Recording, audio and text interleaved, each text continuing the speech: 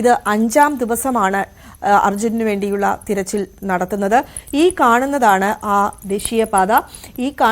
ദേശീയപാത. അതിന്റെ ഒരു വശത്ത് മുഴുവൻ മലകളാണ് അല്ലെങ്കിൽ കുന്നുകളാണ്, മറുവശത്താണ് ഗംഗാവലി നദി. ആ ഗംഗാവലി നദിയിൽ കനത്ത മഴയിൽ കുത്തി ഒഴുകി വരുന്നതാണ് നമുക്ക് കാണാൻ സാധിക്കുന്നത്. ഈ മണ്ണിടിച്ചിലിന്റെ ഒരു ആഘാതം ഈ ഗംഗാവലി നദിയിലും ഉണ്ടായിരുന്നതായാണ് പരിസരവാസികൾ പറയുന്നത്. ഈ GPS സ്പോട്ട് കാണിച്ചിരുന്ന ഇടത്താണ് ഈ ലോറി ഉള്ളത് എന്നാണ് നമുക്ക് മനസ്സിലാക്കാൻ സാധിക്കുന്നത്.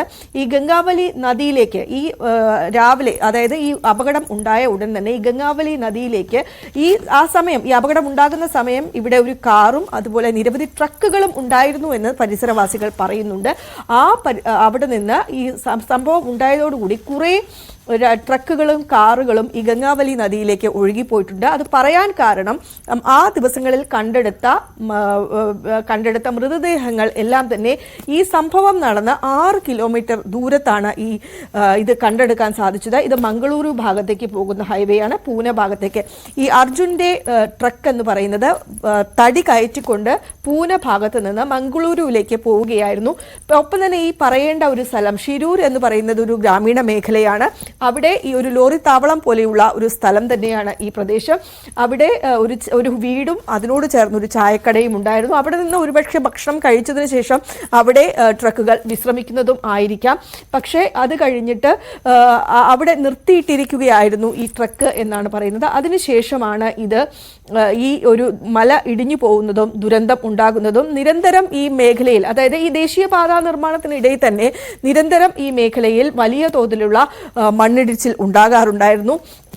ഇതാദ്യമായിട്ടാണ് ഇത്രയും വലിയ തോതിലുള്ള ഒരു മണ്ണിടിച്ചിൽ ഉണ്ടാകുന്നതും രക്ഷാപ്രവർത്തനം വൈകുന്നതും. 5 ദിവസമായി ഇവർക്ക് വേണ്ടിയുള്ള കാത്തിരിപ്പ് തുടങ്ങുന്നത്. ഇവിടെ ഒരു ടീ ഷോപ്പ് ഉണ്ടായിരുന്നു. ആ ടീ ഷോപ്പും അതിലുണ്ടായിരുന്ന ആളുകളെല്ലാം തന്നെ ഒലിച്ചു പോയി എന്നാണ് പറയുന്നത്. ഏതായാലും ഇപ്പോൾ മനസ്സിലാക്കാൻ സാധിക്കുന്നത് അർജുന്റെ ട്രക്ക് ഇവിടെ തന്നെ ഉണ്ട് എന്നാണ് നമുക്ക് മനസ്സിലാക്കാൻ സാധിക്കുന്നത്. ഒപ്പം 2 ഗ്യാസ് ടാങ്കറുകൾ ഉണ്ടായിരുന്നു. ആ ഗ്യാസ് ടാങ്കറുകളും ഈ ഗംഗാവലി നദിയിലൂടെ ഒഴുകി പോകുന്നതാണ് കണ്ടത്. അതിനെ തുടർന്ന് ഈ പ്രദേശത്ത്, ഈ ഷിരൂർ മേഖലയുടെ പ്രദേശത്ത് 1500ഓളം ആളുകളെ മാറ്റിപ്പാർപ്പിച്ചതായാണ് ജില്ലാ ഭരണകൂടം അവകാശപ്പെടുന്നത്.